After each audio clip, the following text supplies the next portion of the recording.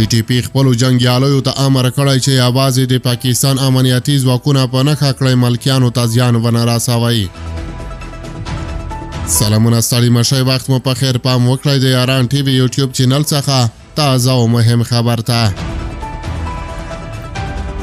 تحریک طالبان پاکستان خپلو جنګیالیو ته لارښوونه کړې چې د خپلو عملیاتو پر مهال یوازې پاکستاني ځواکونه چې د دوی اصلي موخه ده په نښه کړئ. ټي ټي پی د یوې خبرپاڼې په خپرولو سره ټینګار کړی چې دا د ډلې جنګیالي د له هغو عملیاتو ډاډه وکړي چې پکې ملکي کسانو ته زیان رسیږي.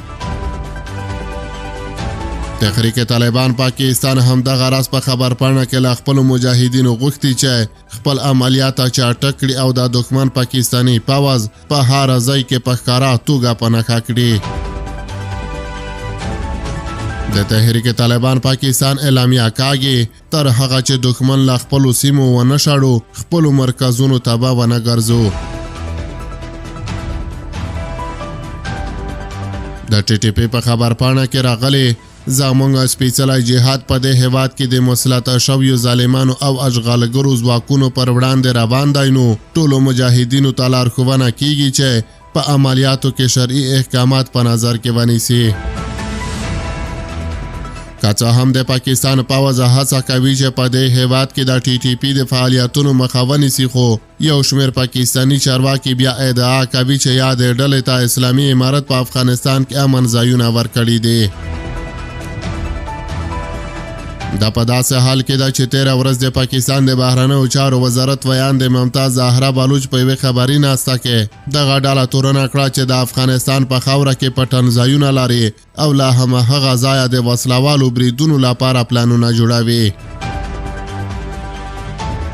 د تحریک طالبان پاکستان ډلې بیا د پاکستان د بهرنیو چارو وزارت دا تورونه بې بنسټه وبلل.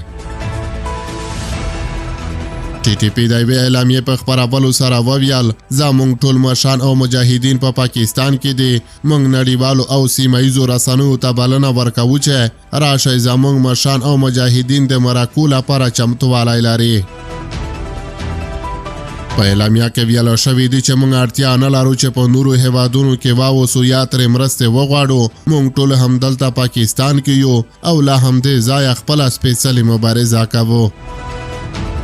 د افغانستان اسلامي امارت هم په وار سره د پاکستاني چارواکو دا تورونه رد کړي دي او وایي چې په افغانستان کې یې هیڅ یوې ترهګرې ډلې ته ځای نه دی ورکړی او نه هم اجازه ورکوي چې د افغانستان له خاورې ترهګریز فعالیتونه وشي.